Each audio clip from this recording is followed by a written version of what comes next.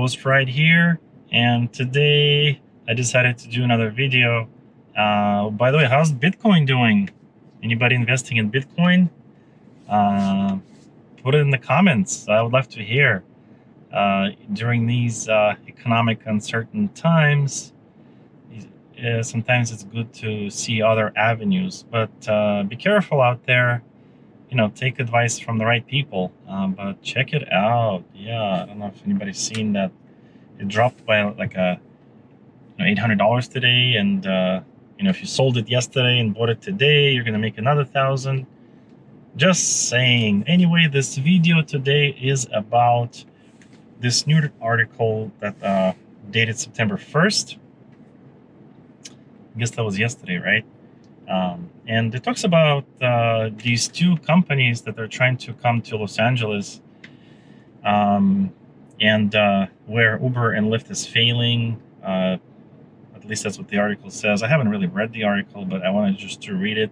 Might as well just record it, and if anybody else out there want to hear it rather than read it, that's what I want to do. And so basically the article is from .LA, so it's literally dot.la website. Actually, let me turn down this fan. Here we go. So this article talks about, the article is titled, "As Uber and Lyft Battle California Law, Texas Ride-Hailing Startups See Opportunity in LA." Over the last 3 years, LA Lyft driver Nicole Moore has watched her paychecks shrink as her hours have grown. Frustrated, she is ready to leave her part-time gig, but until now there have been a few options. That's about to change. My comment here about Lyft, and some really wrong language by the writer. Paycheck. Since when Uber and Lyft send you a paycheck? You're a business. You get paid per mile. Now, we do know that Lyft has lowered their rates recently. That's a whole different story. So if you're like me, just don't drive for Lyft. Unless you have a black car, or maybe something in a Lux category that may still be worth it. But the classic regular Lyft and XL, guys, truly don't bother. Don't feed Lyft. Their whole strategy is off. Anyway, this year, two Texas-based companies are going after one of the rideshare giants, Uber and Lyft's biggest markets, Los Angeles. Dallas-based Alto plans to begin their services by end of October, and the Austin collective Arcade City will start marketing its ride-hailing app in Los Angeles on Tuesday, which is today.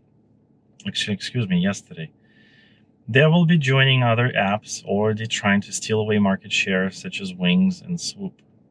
Meanwhile, Uber and Lyft remain mired in a heated battle in California to keep their drivers classified as independent contractors, a business model that, if appended, could damage their road and to profitability. Blah. The two, along with other gig companies, have sunk millions into backing Proposition 22, a November ballot measure that would exempt them from a new state law that requires them to classify their drivers as employees. These two Texas startups offer starkly different employee models. The venture capital-backed Alto, which has raised $20.5 million, wants to become the Starbucks of ride-sharing, co-founder and CEO Will Coleman told .LA. Unlike Uber and Lyft, Alto classifies its drivers as W-2 employees and supplies them vehicles from their fleet. It launched in 2016, the year Uber and Lyft left Austin, in the aftermath of a costly fight to stave off the city's effort to tighten regulations on ride-hailing companies, including background checks. At the time, a handful of new rideshare startups popped up across the city. One of them was Arcade City, then the Facebook group where thousands of recently unemployed drivers connected with Austin residents who needed rides. The startup offers the interface and tools for drivers to build cooperatives, allowing them to set their own rates and build relationships with clients. The peer-to-peer service lets drivers set their own rates and hours. It also allows them to build the clientele. So it kind of sounds like Wings, except Wings doesn't let us set our own rates. It's a level of job security that no other rideshare in the world is even structurally capable of matching, founder and CEO Christopher David said. Quote, I think that's exactly what California needs. Drivers at minimum deserve the option to build their own recurring customer base. Quote closed. While Arcade starts marketing its new global app, David said cooperatives takes time to form, and it could be months before the riders here can hail a car as quickly as they can in Austin's 150 driver network. Demand will influence how long this process takes. The app will be in beta testing until next week's official launch. More, the Lyft driver welcomed new opportunities to the market and thinks riders would too. The driver is a part of LA Rideshare Drivers United, a group that organized following a round of pay cuts and strikes. Again, this just ticks me off so badly. Pay cuts? Who cut whose pay? Anyway, these people, man, I mean, who in the world is paying you? Lyft has a per mile rate. People need to stop confusing rates with paychecks. I don't understand some of these drivers. I mean, if she wants a pay raise, maybe go work at Walmart, go work at the grocery store, McDonald's. Anyway, many complain that the company's algorithms that determine the cost of ride and driver pay are not stable and can't be relied upon for predictable wages. Again, wages. People, oh my God, wages. If you want to work for an employer, go get an employer. Our loyalty is not to Lyft or Uber, Morris said. Drivers will tell you the 12 companies they've driven for. Almost every Uber driver has a Lyft sticker on their vehicle as well. And that's true. A lot of smart drivers, they drive for both companies, Uber, Lyft. And if they're smarter, they drive for Wings as well.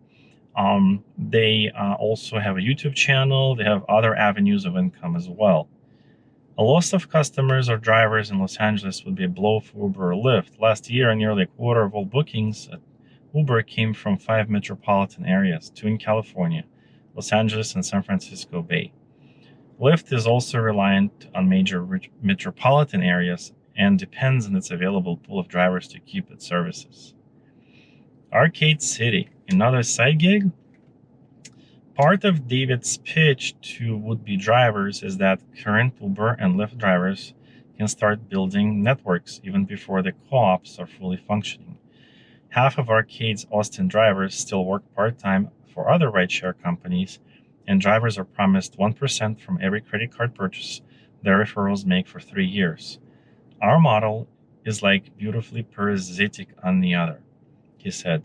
While prices depend on the city and co-op rules, an Arcade City ride will typically run you a couple dollars more than one from Uber or Lyft. Riders can also pay by cash or barter with drivers for rides. In some cases, drivers let the riders pay them back days later. Ooh, that's a downhill slope. I would not take anybody in my car who's going to pay me later. Wrong country. Maybe North Korea or Cuba. Not here. Arcade, which emerged in the heat of a battle between gig workers and the 2 ride-sharing companies in Austin, has not been seen shy about taking a stance against his competitors. An open letter to Californians, Arcade's David encouraged drivers to vote no on Proposition 22 because Uber and Lyft's years of mistreating drivers and bullying local governments should be punished, not rewarded. And David is right. We should vote no on Prop 22, and I'll tell you why. Look at Prop 22. The only thing they're offering is 30 cents per mile reimbursement and a minimum guarantee. So really, I mean, look at it, guys, seriously, look at it seriously at what Prop 22 is. You already deduct 58 cents a mile or whatever that is in California, specifically on your taxes. Why would you take 30 cents a mile? Think about it. Who would ever want this? If we vote no on Prop 22, Uber and Lyft will be squeezed to treat us as independent contractors, okay? We will be able to set our own rates, work on our own time. Don't listen to the bull that they're pushing us, okay? They don't care about us. They don't want us as employees. Also, I don't want them as an employer either. So we vote no on Prop 22 and we keep our independent relationship open, okay? Now to the next. Alto's ride-hailing model. Alto is a membership-based service, although non-members can hail rides. Half of Alto employees come from Uber and Lyft, Coleman said, and each one is interviewed and background checked before being hired. He said the company attracts the most professional drivers, meaning ones who consider Alto a job rather than a gig to make extra cash. It's expensive to absorb the costs of hiring employees, Coleman told .la. But if companies don't pay into unemployment and workers' compensation, taxpayers will. Indeed, researchers at UC Berkeley found that Uber and Lyft would have paid $413 million to California's unemployment insurance fund had they classified their workers as employees. The company offsets the costs by charging more, Coleman told the Dallas Morning News earlier this year that Alto customers come from more affluent households with incomes of $100,000 or higher. Alto has plans to begin operations in LA by late October, just around the corner from Election Day, when voters will decide on the fate of Prop 22. Neither Arcade City nor Alto have officially registered for permits from the California Public Utilities Commission yet. According to the state, only one new company, Onward Care Inc., has been issued a permit this year. Both companies said they plan to go through state regulatory channels. By the way, guys, any of you can go to the California Public Utilities Commission and find out which specific businesses have applied or ever applied for TNC, which is a transportation network company in California. So you will know exactly who is registered here to do business as a rideshare company.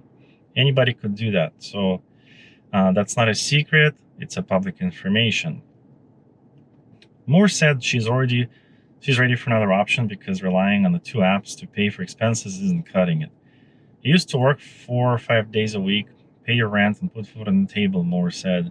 And now doing the same work for the same company in the same vehicle, you have to work 7 days a week and you're barely making ends meet. And she is right. Many of us, the regular car drivers, black car drivers, limo drivers, Uber drivers, Lyft drivers, Wings drivers, find ourselves in a situation where we pay our rent, we put food on the table, forget about savings, just paying the bills. We do have to drive 7 days a week. That is if we take regular Lyft rates, which Lyft notoriously has been lowering them to the point of ridiculous, where it's totally doesn't make sense to drive for them.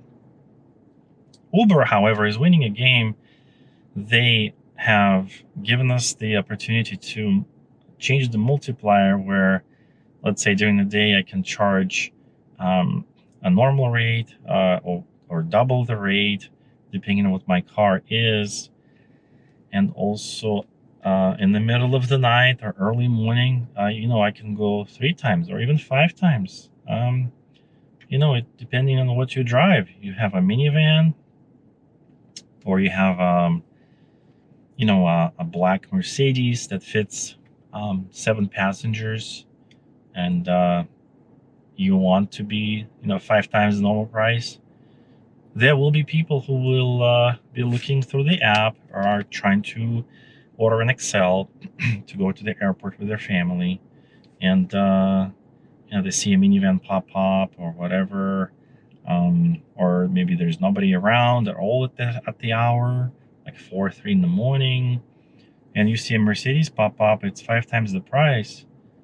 you may hesitate and think and request it, because you go out to the airport, you want a safe car and professional driver as well. So those of us, if you guys have a luxury vehicle, it fits 6-7 people, open yourself up to regular XL category or even comfort category in Uber.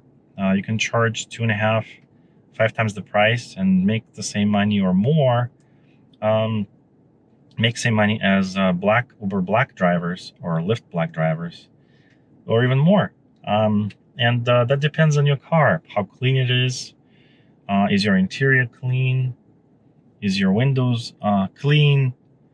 Do you have a hand sanitizer in your car? It has to be available, to the passengers. Little things. They do help. They do help to justify the cost of why you're charging 5 times. It's COVID-19 right now, I understand, but do have a few bottles of water in your car. You can wipe it off with a sanitizer before you give it to a customer, whatever. But things happen. You want to have those things available. And on that note, guys, be safe out there. Don't fall into anybody not wearing a mask in your car. Require everybody to wear a mask. You yourself wear a mask. The vents in the front of your car, point them at yourself, so when the vents blow at you, they'll blow that stuff that's floating around your vehicle backwards. And if you can crack open your rear windows just slightly, or if, like I have in my car, I have the third row windows and they open sideways. If you can open those, that's helpful. Maybe having a sunroof cracked open a little bit, that helps. Yeah, so that's how we're rolling in Southern California. So hopefully you find this article helpful. I'm hopeful that these two companies do come into California. In addition to Uber, Lyft, and Wings, I feel like that will be a nice addition. I personally welcome them. Looking forward to working with them. I do not want to be a W-2 employee. However, I will be open to a 1099 relationship or a business relationship. And that's how the cookie crumbles. All right, friends. Peace, everybody. It's Wednesday. It's beautiful. Things are heating up, I see outside. It's 4 p.m. and it's 80 degrees here in Orange County. Hug your family today. Call your grandma, call your mom, call your dad, call your grandpa. Tell them you love them. With this coronavirus pandemic, you never know what's going to happen, when it's going to happen. Make sure you keep in touch with your families. Make sure you love everybody. Love your neighbor. Wave hello to your neighbor. Don't act like strangers. And that's all there is to it. I'll see you next time.